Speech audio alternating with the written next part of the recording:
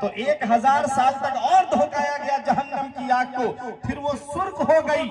اے میرے پیارے مسلمانوں، 3000 سال تک جہنم کی آگ کو دھوکایا گیا ہے، دہکایا گیا ہے۔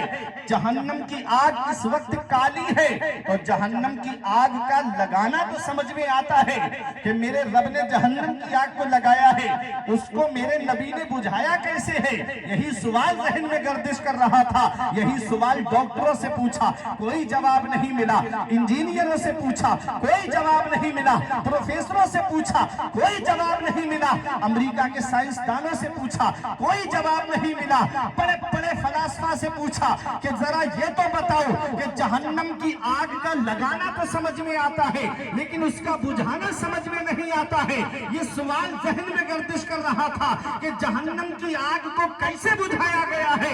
تو ذہن نے میرے یامری کی اور کہا اس سوال کو لے کر کے کہیں اور مت جا، بریلی کی سرزمین پہ چلا جا اور اعلیٰ حضرت کی بارگاہ میں چلا جا۔ ایمان عشق و محبت کی بارگاہ میں کون اعلیٰ حضرت ہے؟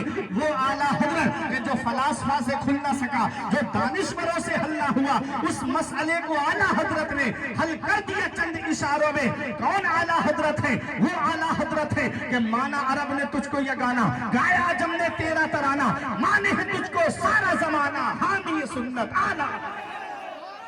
بات تو بتائیے، ڈاکٹر اقبال نے کہا ہے تماشا تو دیکھو کہ دوزخ کی آتش لگائے خدا اور بجھائے محمد۔ تو جہنم کی آگ کا لگانا تو سمجھ میں آتا ہے، اسے نبی نے کیسے بجھایا ہے؟ تو امام کے روزے سے جواب ملتا ہے کہ اس کا جواب تو بہت پہلے میں نے دے دیا ہے کہ نبی نے جہنم کی آگ کو کیسے بجھایا ہے کہ اللہ کیا جہنم اب بھی نہ سرد ہوگا، اللہ کیا جہنم اب بھی نہ سرد ہوگا۔ رو رو کے مصطفیٰ نے دریا بہا دیے، دریا بہا دیے ہیں، رو رو کے مصطفیٰ نے دریا بہا دیے ہیں۔ ان کی مہک نے دل کے غنچے کھلا دیے ہیں، جس راہ چل گئے ہیں کوچے بسا دیے ہیں، جس راہ چل گئے ہیں کوچے بسا دیے ہیں۔ محبت سے درود پاک پڑھی، اللہم صلی اللہ زہرا رضی اللہ تعالی عنہما کے درمیان تھی۔ ہم تو یہی کہہ سکتے ہیں کہ عطا کر اے خدا صدقہ علی زہرا کی شادی کا، عطا کر اے خدا صدقہ علی زہرا کی شادی کا، رہے اس شادی پہ سایہ علی زہرا کی شادی کا، رہے اس شادی پہ سایہ علی زہرا کی شادی کا۔ نظر آتے ہیں جو چاروں طرف سید زمانے میں، نظر آتے ہیں جو چاروں طرف سید زمانے میں، یہ کس کا صدقہ ہے؟ خواجہ بلاتے ہیں تو یہ محفل تو خواجہ غریب نواز کے نانا کی ہے، تو اس میں بھی تو وہی آئے گا جسے مدینے والے مصطفیٰ بلائیں گے، جسے میرا رب پسند فرمائے گا وہ اس محفل میں آئے گا۔ اور سنو اس جگہ کے بارے میں اور اس محفل کے بارے میں حدیث پاک میں ہے، ان انس قال قال رسول اللہ صلی اللہ علیہ وسلم اذا مررتم بریاض الجنہ فرتعوا قالوا وما ریاض الجنہ قال له الذکر۔ حضرت انس رضی اللہ تعالیٰ عنہ اس حدیث کے راوی ہیں، کہتے ہیں کہ مدینے والے مصطفیٰ صلی اللہ علیہ وسلم نے ارشاد فرمایا کہ جب جنت کی کیاری سے گزرو تو کچھ چر لیا کرو۔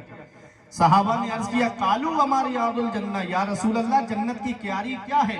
فرمایا قال له الذکر، وہ ذکر کی محفل ہے۔ جہاں اللہ اور اللہ کے رسول کا ذکر ہوتا ہے وہ جگہ جنت کی کیاری بنا دی جاتی ہے۔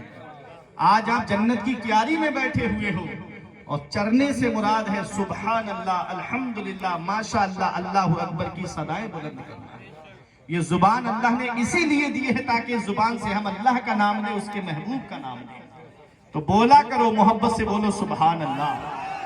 توجہ دیجئے میری طرف، میں نے قرآن مقدس کی ایک آیت کریمہ پڑھنے کا شرف حاصل کیا ہے۔ اب فرماتا ہے وَأَنْكِحُوا الْأَيَامَ مِنْكُمْ وَالصَّالِحِينَ مِنْ عِبَادِكُمْ وَإِمَائِكُمْ۔ رب فرماتا ہے اور تم اپنے بچوں کے نکاح کر دو، لڑکا ہو یا لڑکی، غلام ہو یا باندی، تم ان کے نکاح کر دو۔ إِن يَكُونُوا فُقَرَاءَ، اگر وہ غریب ہیں، یغنیہم اللہ من فضلی، تو اللہ تعالیٰ اپنے فضل سے ان کو مالدار کر دے۔ واللہ واسع علیم، اللہ وسعت والا جاننے والا ہے۔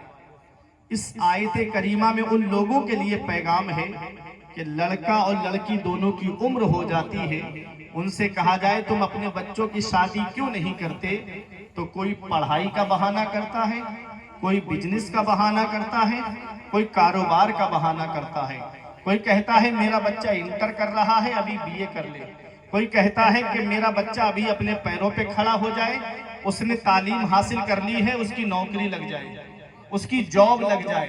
وہ جتنے گناہ کرے گا اس دوران، لڑکا لڑکی کے بالغ ہونے کے بعد اگر معاذ اللہ ان سے کوئی گناہ سرزد ہو جائے تو اس کا گناہ ان دونوں کو تو ملے گا ہی، اس کی سزا تو انہیں ملے گی ہی، لیکن اس کی سزا ان کے ماں باپ کو بھی ملے گی، کیونکہ تم نے اپنے بچوں کا نکاح وقت پہ کیوں نہیں کیا۔ آج مجھے بھوک لگی ہے، میں اپنے پیٹ کی بھوک مٹانے کے لیے چاہے مجھے کہیں سے بھی کھانا حاصل کرنا پڑے یا بھوک مٹانے کی چیز حاصل کرنا پڑے، میں مٹاؤں گا۔ رب فرماتا ہے تم اپنے بچوں کے نکاح کر دو، لڑکا ہو یا لڑکی، غلام ہو یا باندی۔ اس آیت میں ہے کہ شادی شدہ ہوں یا غیر شادی شدہ ہوں ان کے نکاح کر دو۔ شادی شدہ کا مطلب یہ ہے جیسے کسی لڑکی کی شادی کی، اس کے شوہر کا انتقال ہو۔ فقہا فرماتے ہیں کہ ایک گھر کے اندر ایک کنواری لڑکی ہے اور ایک طلاق شدہ یا بیوہ لڑکی ہے تو حکم یہ ہے کہ پہلے اس طلاق شدہ کا اس بیوہ کا نکاح کرے۔ یہ شریعت کا حکم ہے۔ جو نکاح کی استطاعت نہیں رکھتا ہے اس کو چاہیے کہ وہ روزہ رکھے، کیونکہ روزہ شہوت کو توڑ دیتا ہے، روزہ شہوت کو توڑ دیتا ہے۔ اے میرے عزیزوں، پیغمبر اسلام نے کیا فرمایا؟ نبی نے فرمایا النکاح من سنتی فمن رغب عن سنتی فلیس منی، نکاح میری سنت ہے اور جس نے میری سنت سے اعراض کیا، روگردانی کی، چہرہ پھیرا، فلیس منی، وہ مجھ سے نہیں ہے، وہ میرے طریقے پہ نہیں ہے۔ یہ پیغمبر اسلام فرما رہے ہیں، یہ مدینے والے مصطفیٰ فرما رہے ہیں۔ نبی فرماتے ہیں نکاح آسان کرو، زنا دشوار ہو جائے۔ آج نکاح مہنگا ہوتا جا رہا ہے، آج نکاح اتنا مہنگا ہوتا جا رہا ہے کہ گھروں کے اندر اگر کسی کی 3-4 بیٹیاں ہیں، اس غریب کو رات میں نیند نہیں آتی ہے، آنکھوں سے آنسو نکلتے ہیں، رات میں اٹھ کر کے بوڑھا روتا ہے، کہاں سے بچیوں کے لیے اتنا سامان اکھٹا کروں، کہاں سے اتنا جہیز لے کر کے آؤں، کہاں سے منگنی کے لیے پیسہ جمع کروں، کہاں سے دکھنور کے نام پہ پیسہ جمع کروں۔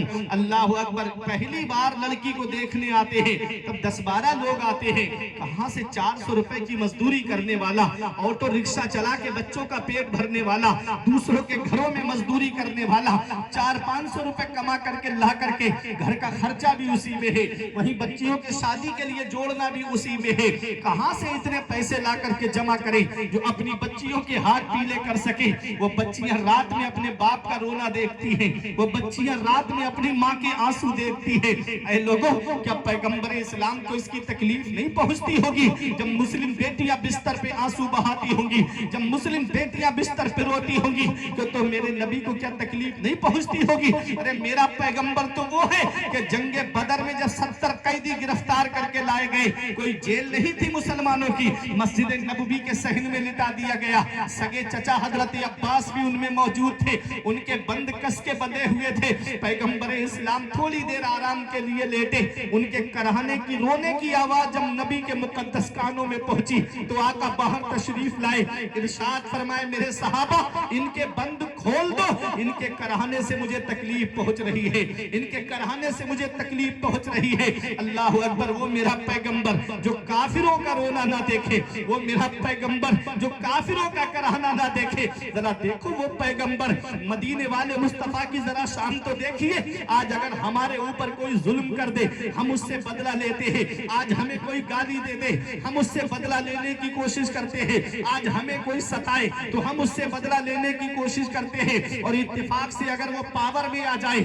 تب تو چن چن کے ان لوگوں کو تلاش کرتا ہے جس نے اس کو ستایا ہے، جس نے اس پر ظلم کیا ہے۔ قربان جاؤ اپنے نبی کی عظمت پر، قربان جاؤ مدینے والے مصطفیٰ کی شان پر، قربان جاؤ اپنے نبی کے مقام و مرتبے پر کہ پیغمبر اسلام نے، یہ وہی مکہ ہے جہاں سے نبی کو چین کی سانس لینے نہیں دیا، یہ وہی مکہ ہے جہاں پیغمبر اسلام کو تبلیغ کرنے کے لیے جب آقا طائف کے میدان میں گئے تو نبی پہ पत्थरों की बारिश हो रही है, चारों तरफ से पत्थर आ रहे हैं। ऐ लोगों, इस तरह से पत्थर आए कि रिवायतों में मिलता है कि नबी करीम एक पाए मुबारक उठाते तो पत्थर दूसरे पाए मुबारक पे आकर के लगता, जब उस पाए मुबारक को रखते तो पत्थर दूसरे पाए मुबारक पे आकर के लगता।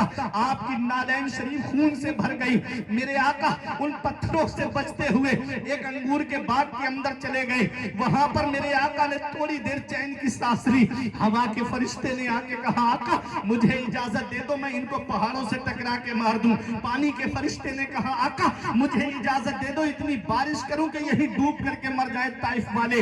हजरत जिब्राइल अलैहिस्सलाम ने कहा, आका मुझे इजाजत दे दो, ये ताइफ दो पहाड़ों के बीच में बस्ती आबाद है, पहाड़ मिला देता हूं, यही पिस के मर जाएंगे। तो सुनो, रहम करने का दिन है, आज का दिन तो माफ करने का दिन है। नबी फरमाते हैं, जो अबू सुफियान के घर में चला जाए उसे अमान है, जो हरम काबा में चला जाए उसके लिए अमान है, जो घर के दरवाजे बंद कर ले उसके लिए अमान है। देखो, जिसने नबी करीम सल्लल्लाहु अलैहि वसल्लम के सामने वो भी है जिन्होंने नबी पे जुल्म किया, जिन्होंने मेरे पैगंबर को सताया, नबी ने सबको माफ फरमा दिया।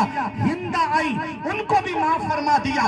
वहशी आए, उन्हें भी माफ फरमा दिया। अबू सुफियान आए, उनको भी माफ फरमा दिया। आला हजरत की नजर पड़ी, बरेली से पुकार उठे, ये वही है जो बख्श देते हैं, ये वही है जो बख्श देते हैं। कौन इन जुर्मों पे सजा ना करे, दिल को उनसे खुदा जुदा ना करे, बेकसी लूट ले खुदा ना। वबय्युल अमल, और अमल से खाली होंगे। खलबतें अलग होंगी, उनकी जलवतें अलग होंगी। बाहर आएंगे बहुत मुत्तकी परहेजगार बनेंगे, अंदर जाएंगे तो तकवा तहारत खत्म। आगे नबी फरमाते हैं, वतहब्बु बिल अलसिन वतबागदु बिल कुलूब, जुबान से मोहब्बत करेंगे, दिलों में बुग़्ज़ भरे हुए होंगे। जुबान से मोहब्बत करेंगे, बिल्डिंग बनाई, मकान बनाया, गुजर रहे, अरे बहुत अच्छा मकान बन रहा है, जहां थोड़ी दूर बने पता नहीं कहां से पैसा आ रहा है, पता नहीं कहां से कमा के ला रहा है, पता नहीं क्या काम कर रहा है, इतनी दौलत आ रही। जुबान से मोहब्बत है, हदीस है ये, नबी ने फरमाया जुबान से तो मोहब्बत है, दिलों में बुग़्ज़ भरे हुए, दिलों में गुबार भरे हुए हैं। आगे नबी फरमाते हैं, पैगंबर इस्लाम रिश्तेदारियां तोड़ेंगे, रिश्तेदारियां खत्म करेंगे, रिश्तेदारियां काटेंगे। नबी ने फरमाया, जब ऐसे लोग हों जो इल्म को जाहिर करें, अमल से खाली हों, जुबान से मोहब्बत करें और दिलों में बुग़्ज़ भरे हुए हों और रिश्तेदारियां तोड़ते हों, ऐसे लोगों को अल्लाह ताला क़यामत के दिन अंधा करके उठाएगा और बहरा करके उठाएगा। मसाइल बयान कर रहा है इमाम, या कोई ऐसी बात बता रहा है कि बीच में नहीं रुकेगा, 1-2 मिनट आगे बढ़ जाती है बात, तो इमाम को ये इख्तियार है कि वो आगे बढ़ा सकता है।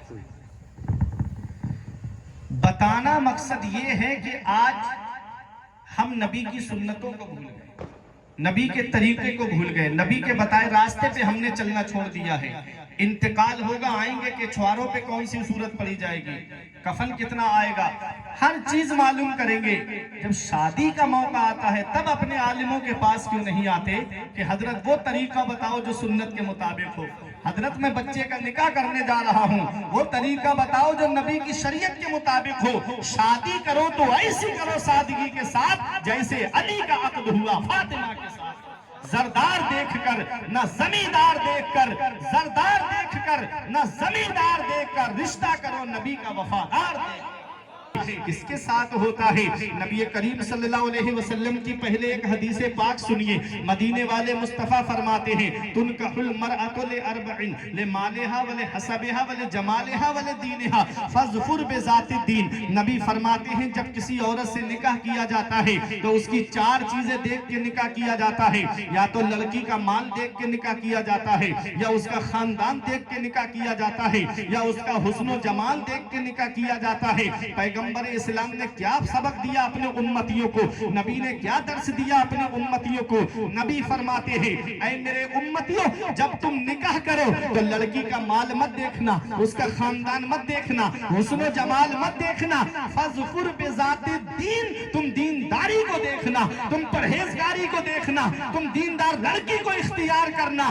क्यों? इसलिए कि ऐ दातागंज में रहने वालों, माल जमीन के ऊपर काम आता है, खानदान जमीन के ऊपर काम आता है, ہے. اور یہ حسن و جمال, آج کا حسن بھی کوئی حسن ہے. بیوٹی پارلر جانے سے پہلے دیکھ لو اور بیوٹی پارلر سے آنے کے بعد میں دیکھ لو, یہ حسن چند سالوں کے بعد میں چہرے پہ کالے داغ پڑنا شروع ہو جاتے ہیں. لیکن دینداری ایک ایسی چیز ہے, دینداری زمین کے اوپر بھی کام آتی ہے, دینداری زمین کے نیچے. اس کی گاڑیوں کو ایکسیڈنٹ میں ڈیمیج ہوتے ہوئے دیکھا, کارڈ فرنیچر کے سامان کو دیمک کو کھاتے ہوئے دیکھا.